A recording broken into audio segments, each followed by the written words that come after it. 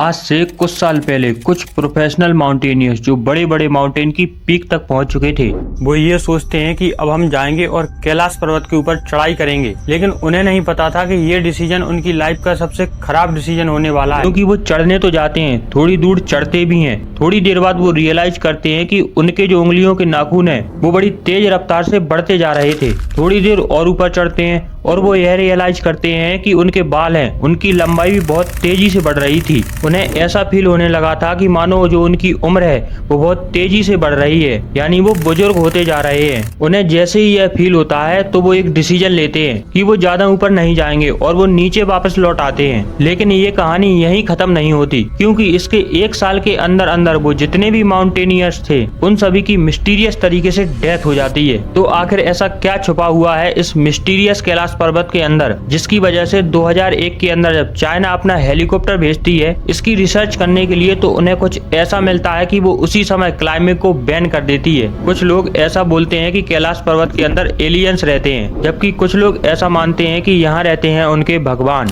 तो चलिए समझते हैं डिटेल में साइंस की मदद से the reality of mysterious mountain of Kailash.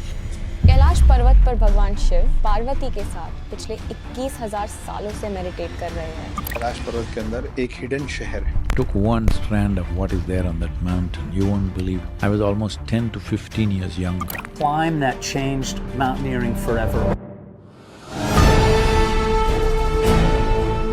Mount Kailash एक ऐसा रहस्यमय पर्वत जिसकी ऊंचाई माउंट एवरेस्ट से 2200 मीटर कम है। लेकिन शॉकिंग बात पता है क्या है? इसके ऊपर आज तक केवल एक इंसान चढ़ पाया है, जबकि माउंट एवरेस्ट के ऊपर आज तक लगभग 7000 से ज्यादा लोग चढ़ पाए हैं। तो आखिर इसमें ऐसा क्या खास है? सिर्फ इतना ही नहीं, एक बार रशियन माउंटेनियर जो कि बहुत ज्यादा एक्सपीरियंस्ड माउंटेनियर थे, जिनका नाम था सर्जी, भाई एक शॉर्टेस्ट पार्ट ढूंढते हैं इस पर चढ़ने के लिए। वो अपनी चढ़ाई तो स्टार्ट करते हैं, पर जैसे जैसे वो ऊपर जाते हैं ना, तो उनके मन में एक फीलिंग आने लगती है कि यार यहाँ पे चढ़ना एकदम सही नहीं है। तो वो नीचे उतरना स्टार्ट करते हैं, और जब वो नीचे आ रहे थे ना, तो उन्हें ऐसा फील आता है कि उन्होंने एकदम सही किया उस पहाड़ पे ना चढ़ के। ऐसा एक बार और हुआ था जब चाइना एक बहुत फेमस माउंटेनियर राइनहोल्ड उनसे रिक्वेस्ट करती है कि आप जाओ और कैलाश पर्वत के ऊपर चढ़ के आओ और देख के आओ आखिर वहाँ पर है क्या। पता है राइनहोल्ड कौन है? जो माउंट एवरेस्ट की पीक पे बिना ऑक्सीजन सप्लाई के चढ़ चुके हैं।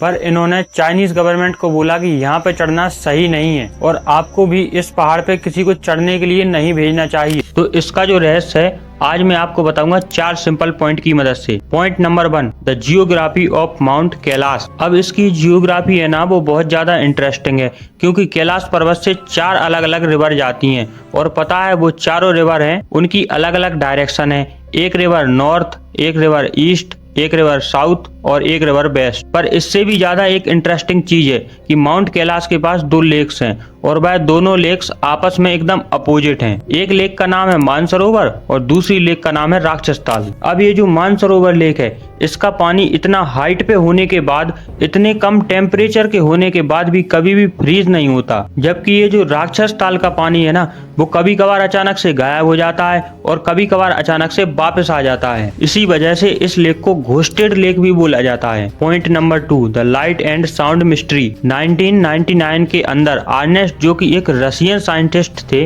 वो ये सोचते हैं कि अब हम अपनी सारी टीम के साथ जाएंगे और कैलाश पर्वत के जो पत्थर हैं उन पर हम रिसर्च करेंगे। काफी दिन बिताने के बाद वो वहाँ से वापस लौटते हैं और उसके बाद एक किताब लिखते हैं, where do we come from. और उस किताब के अंदर उन्होंने क्लियरली बताया है कि यह जो कैलाश पर्वत है ना, यह एक मैन मेड पिरामिड है, यानी यह बहुत ज्यादा एडवांस टेक्नोलॉजी से बनाया है, जो पुराने जमाने में किसी हायर सिविलाइजेशन ने बनाया होगा। फिर एक बार 2015 में एक रशियन साइंटिस्ट जाते हैं और रिसर्च करते हैं, जो कि कैलाश के आसपास जो पत्थर थे ना, उन पे वो रिसर्च करते हैं, और उनकी रिसर्च सबको शॉक कर देती है, क्योंकि वहाँ से यह पता चलता है कि उन पत्थरों के अंदर इलेक्ट्रोमैग्नेटिक एनर्जी है, और ये कोई नॉर्मल एनर्जी नहीं है। जब वो उसकी फ्रीक्वेंसी को कैलकुलेट करते हैं तो वो आती है अराउंड 5000 गीगाहर्ट्ज। यह जो फ्रीक्वेंसी है ये बहुत ज्यादा होती है, और नॉर्मली इतनी फ्रीक्वेंसी एग्जिस्ट ही नहीं करती है ना। बहुत ज्यादा shocking. Point number 3, the time dilation theory. आप सबने स्टार्टिंग में सुना था ना कि जो माउंटेनियर्स चढ़ने आए थे उनके साथ क्या हुआ था। उनके जो नाखून थे वो बड़ी तेज रफ्तार से बढ़ने लगे थे, उनके जो बाल थे वो भी बड़ी तेज रफ्तार से बढ़ने लगे थे। इसका जो मेन रीजन माना जाता है, जो नासा ने भी अपनी रिसर्च में बताया है कि माउंट एवरेस्ट के आसपास ग्रेविटेशनल फोर्स बढ़ जाती है, कभी ज्यादा तो कभी कम। साइंस इसके दो ही रीजन देती है। रीजन नंबर 1, या तो कैलाश पर्वत के अंदर कोई वोल्केनो है। रीजन नंबर 2, या तो कैलाश पर्वत के अंदर एक बहुत बड़ी गुफा है जो धरती के अंत तक जाती है। Point number 4, spiritual power. आखिर वो कौन सा ऐसा इंसान है जो आज तक इस बड़े पर्वत के ऊपर चढ़ पाया है? तो देखो यार, आपने सुना हो तो एक स्टोरी है 4th सेंचुरी के अंदर तिब्बत में रहने वाले एक बुद्धज की, जिसका नाम था मिलारपा। अब यह जो मिलारपा थे ना, ऐसा माना जाता है कि इन्होंने अपनी स्पिरिचुअल पावर्स की मदद से इस पर्वत के ऊपर चढ़ाई करी है। बट ऐसा तिब्बत में बोला जाता है, लोकल पीपल्स का ऐसा मानना है कि ये जो मिलारपा थे सिर्फ वही इकलौते ऐसे इंसान थे कि उस ऊंचाइयों तक पहुंच पाए, और वो भी सिर्फ और सिर्फ अपनी स्पिरिचुअल पावर की मदद से।